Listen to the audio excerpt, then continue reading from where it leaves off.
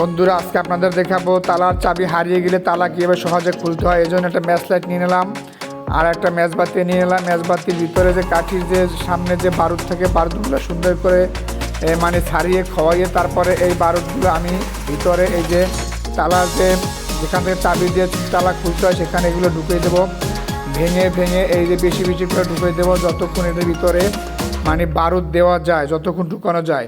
এই যে ম্যাচের কাঠি দিয়ে জাতা দিয়ে সুন্দর করে বেশি করে ঢুকিয়ে দেবো। ঢুকিয়ে দেওয়ার পরে তারপরে এই যে দেখুন আরও বেশি করে ঢুকিয়ে দিতেছি যাতে এটা পুরোপুরি সম্পূর্ণরূপে মোটামুটি বেশি ভিতরে দেওয়া যায়। বেশি ভিতরে দেওয়া গেলে সুবিধা হবে, তাড়াতাড়ি খুলবে আর কি।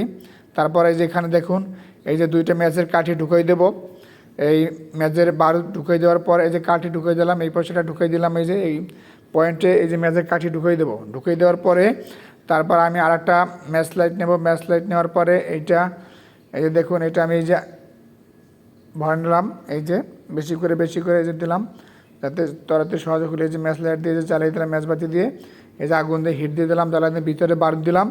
এই বারুদের কারণে বারুদ যখন ভিতরে গিয়ে গলবে এবং বারুদ ভিতরে গিয়ে যখন জ্বলবে তখন এটা অটোমেটিকলি এই যে তালার যে লকটা খুলে যাবে। হালকা একটু টান দিতে হবে, তবে এইটা একদম সহজ ইজিভাবে খুলে যাবে। কোনো এই যে খুলে গেছে দেখুন, দেখছেন অটোমেটিকলি খুলে গেছে, এটা টান দিলে খুলে যাবে।